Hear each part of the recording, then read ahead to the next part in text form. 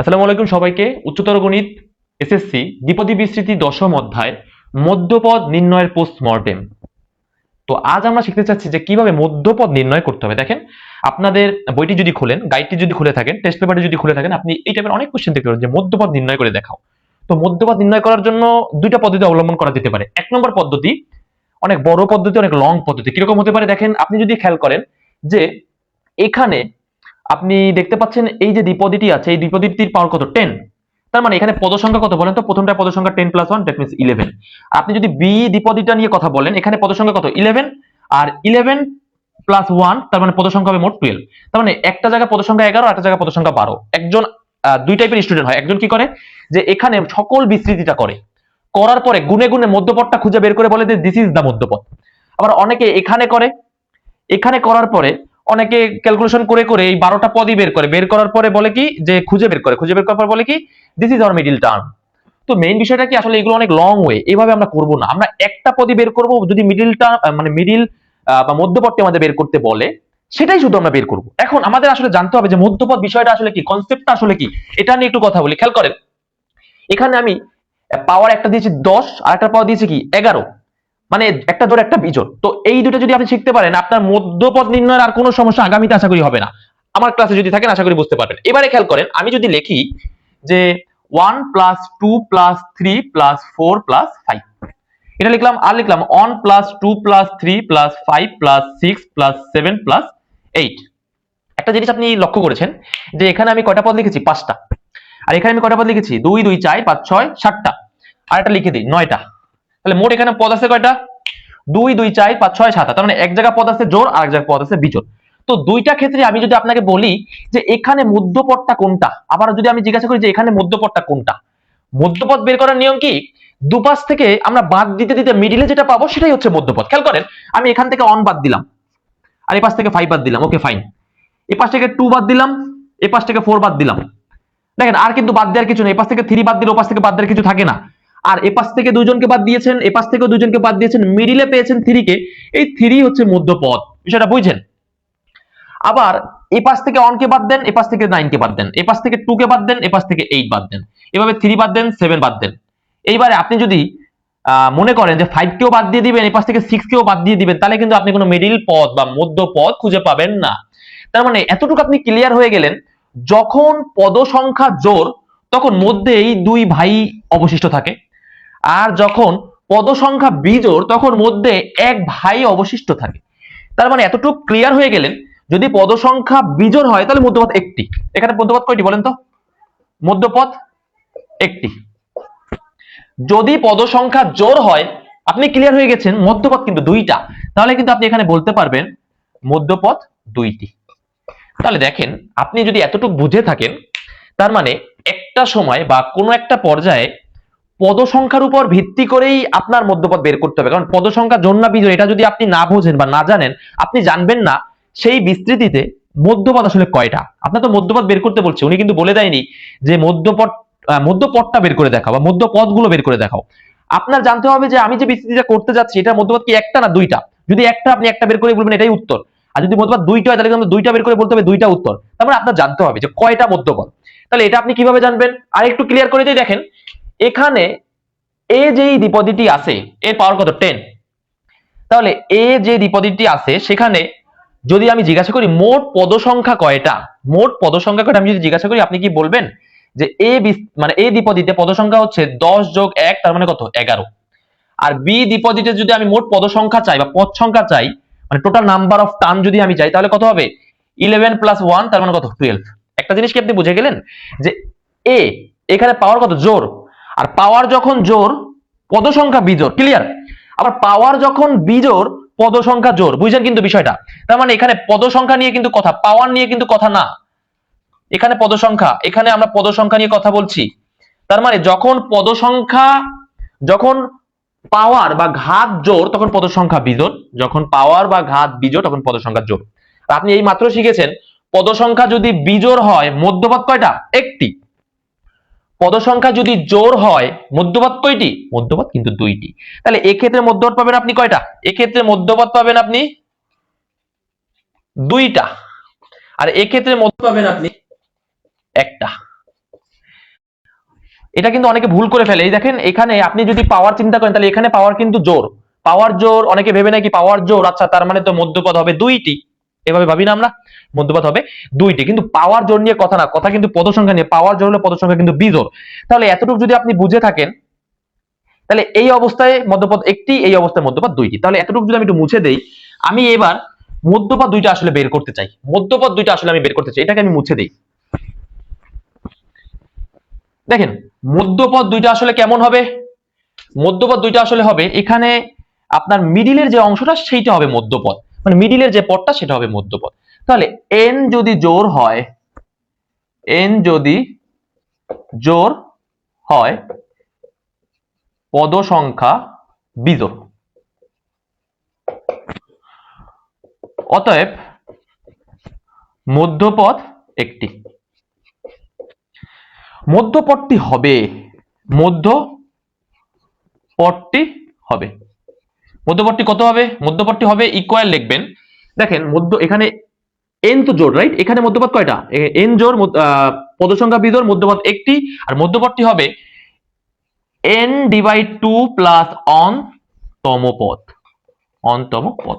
তার মানে এখানে কত হবে বলেন তো? এখানে হবে 10 ডিভাইড 2 প্লাস অন তম পদ, অতএব 5 প্লাস অন তম পদ হবে হচ্ছে আমার মধ্যপদ। এখন আপনি আর প্লাস অনতম পদের ফর্মুলা জানেন তো, আর প্লাস অনতম পদ। তাহলে আমরা এখন বের করবো কি 5 প্লাস অনতম পদ। তাহলে দেখেন অতএব আপনি বলবেন কি এই ধারার পরিপ্রেক্ষিতে, এই ধারার পরিপ্রেক্ষিতে মানে এই যে বিস্তৃতিটা আছে, এই বিস্তৃতি মানে এই দ্বিপদীটির পরিপ্রেক্ষিতে আমি এখন 5 প্লাস অনতম পদটা বের করবো। তাহলে আমি লিখবো কি 5 প্লাস অনতম পদ ইকুয়াল কি ছিল, এন সি, আমি আগে ফর্মুলাটা লিখে পেয়ে, আমি লিখি কি দেখেন আর প্লাস অন্তম পদের ফর্মুলাটা আগে লিখি। আর প্লাস অন্তম পদের ফর্মুলাটা কি আমরা জানি, এন সি আর, প্রথম পদ, প্রথম পদের পাওয়ার এন মাইনাস আর গুণ দ্বিতীয় পদের পাওয়ার আর। এখন এন মানে কত, এন মানে হচ্ছে 10, সি গেল, আর আর কত, আর কিন্তু আমি বের করতে চাচ্ছি কি, আমি বের করতে চাচ্ছি 5 প্লাস অনতম পদ, 5 প্লাস অনতম, তার মানে কি 10 সি 5। আর প্রথম পদটা কত বলেন তো, এ দ্বিপদীটির সাপেক্ষে প্রথম পদ কিন্তু 2x স্কয়ার, তার মানে কি n মাইনাস আর মানে কি 10 মাইনাস 5, এবং দ্বিতীয় পদ that means minus on divide 2x cube, এটার পাওয়ার কত হবে, এটার পাওয়ার হবে ডিরেক্ট আর, আর মানে কিন্তু 5, তার মানে 5। এখন এখানে আর কিচ্ছু না, 10c5 কে ক্যালকুলেশন করবেন একটা আনসার আসবে, এটাকে ক্যালকুলেশন করবেন একটা আনসার আসবে। আনসারটা কেমন হতে পারে আমি দেখাই, যে আপনি 2 এর পাওয়ার আগে দিবেন 5, তাহলে 2 এর পাওয়ার কত যাবে, এখানে 2 এর পাওয়ার যাবে 5, ওকে ফাইন। আর x to the power 2, 10 minus 5 করে কত 5, তার মানে x টু দি পাওয়ার 2 এর সাথে আবার 5 গুণ, তার মানে x টু দি পাওয়ার 10। আর এখানে এই যে ব্র্যাকেটের পাওয়ার কত, বিজোড় না, তাহলে বিজোড় যদি হয় ব্র্যাকেটে, আর ব্র্যাকেটের ভিতরে আছে মাইনাস, তাহলে মাইনাসটা কিন্তু অবশ্যই থেকে যাবে। তাহলে এই মাইনাসটা একদম আমি সামনে দিয়ে দিতে পারবো, একদম সামনে দিয়ে দিলাম, মানে অন কে যদি পাওয়ার 5 দেন অন হবে, আর 2x two the power cube মানে হচ্ছে 2 এর পাওয়ার সেপারেটলি দিব 5, আর x টু দি পাওয়ার 3 এর পাওয়ার যদি আমি 5 দেই তাহলে 3 5 15। এইবার এই 2 এর পাওয়ার 5, এই 2 এর পাওয়ার 5 কেটে যায়, আর x to the power 10 divide x to the power 15, এখানে ক্যালকুলেশন করলে আপনার আসবে মাইনাস, এখানে বক্সটা রাখলাম মানে 10c5, R 2 two the power 5, 2 two the পাওয়ার 5 কেটে যায়, এখান থেকে থাকে x to the power 10 divide x to the power 15। তাহলে ভিত্তি একই, তাহলে পাওয়ারে পাওয়ারে কি হবে, পাওয়ারে পাওয়ারে হবে বিয়োগ, তাহলে আপনি ফাইনালি বলতে পারবেন 10 মাইনাস 15। এবার আমি ক্যালকুলেটর দেখতে চাই যে 10c5 এর ভ্যালু কত, 10c5 252 কত বলেন, 252, তাহলে এখানে আপনি লিখবেন কি 252, 252, আর এখান থেকে আসবে কি, তাহলে ফাইনালি আপনি বলবেন minus 252 x to the power minus 5। তো এটাই হচ্ছে আমার মধ্যপদটি, এটাই হচ্ছে আমার ফাইনাল মধ্যপদ বা মিডিল টার্মটি হচ্ছে এটা।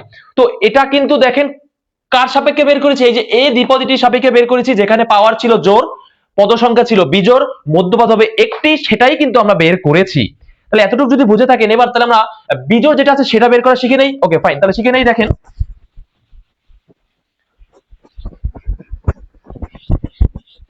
এবার বি এর কাজটা আমরা করব। দেখেন আমরা কি লিখবো, n যদি বিজোড় হয়, n যদি বিজোড় হয়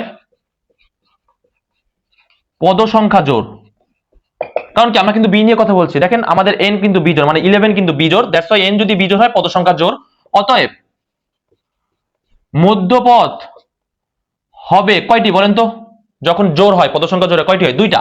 তাহলে আমরা লিখবো মধ্যপদ হবে দুইটি। দেখেন এতটুকু বোঝা গেল। এবার আমার কথা হচ্ছে এই মধ্যপদটা আমি কিভাবে বের করব?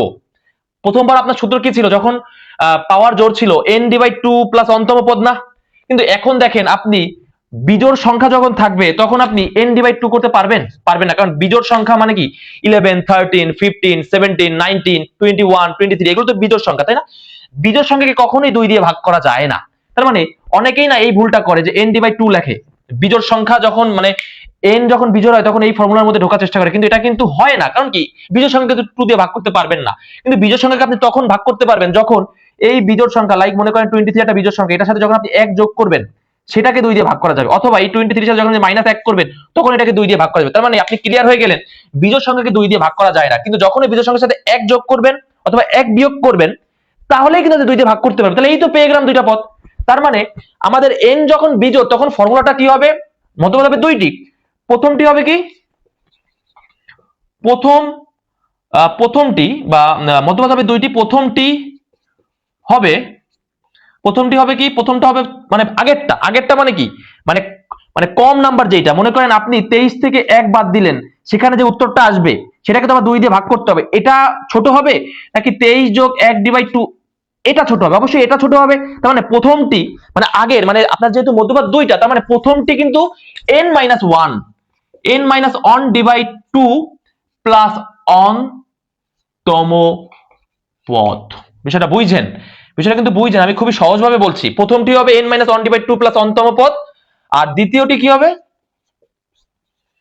দ্বিতীয়টি হবে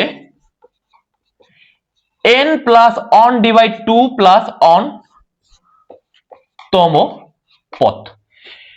এখন আমার n কত? 11 না? তাহলে আমার n যদি 11 হয় তাহলে 11 minus on divide 2 plus on তম পদ বা না সমান 11 মাইনাস 1 করলে কত? 2। তাহলে 2 আর 11 মাইনাস 1 ডিভাইড 2 করলে কত হবে? 5। তাহলে 5 প্লাস 1 মানে কি? 5 প্লাস অন তম পদ। 5 প্লাস অন তম পদটা হবে আমাদের প্রথম মধ্যপদ। আর এখানে যদি আমরা 11 প্লাস অন মানে এইটা বের করি, মানে দ্বিতীয়টি, তাহলে কি হবে? 11 প্লাস 1 ডিভাইড 2 প্লাস অন তম পদ। তাহলে ফাইনালি এখানে বলতে পারবেন কি 11 প্লাস 1 মানে কি 12, 12 ডিভাইড 2 মানে কি 6, 12 ডিভাইড 2 মানে কত? 6, 6 প্লাস 1 তম পদ। তার মানে এখন আমাদের যে r প্লাস অন্তম পদের ফর্মুলা আছে না, সেই ফর্মুলার মাধ্যমে 5 প্লাস অন্তম পদ মানে কি অ্যাকুরেটলি বলতে পারি ষষ্ঠ পদ, আর 6 প্লাস অন্তম পদ মানে কি অ্যাকুরেটলি বলতে পারি সপ্তম পদ। তার মানে এই যে বিস্তৃতিটা যদি আমি কমপ্লিট করি, দেখা যাবে যে ষষ্ঠ পদ এবং সপ্তম পদ দুইটা মিডিলে পড়ছে, বাকি দুই পাশ থেকে আমরা আলাদা করে দিয়ে দেখতে পাচ্ছি যে সমান আলাদা করতে পারছি, মানে এই পাশ থেকেও 5টা আলাদা করতে পারছি, এই পাশ থেকেও 5টা, মিডিলে থাকছে দুইটা, এই পাশ থেকেও 10টা, এই পাশ থেকেও 10টা, মিডিলে থাকছে দুইটা। বিষয়টা হচ্ছে এমন। তার মানে ফাইনালি আপনি বলতে পারেন আপনার 5 প্লাস অন্তম পদ এবং 6 প্লাস অন্তম পদ দুইটা হবে আসলে মধ্যপদ।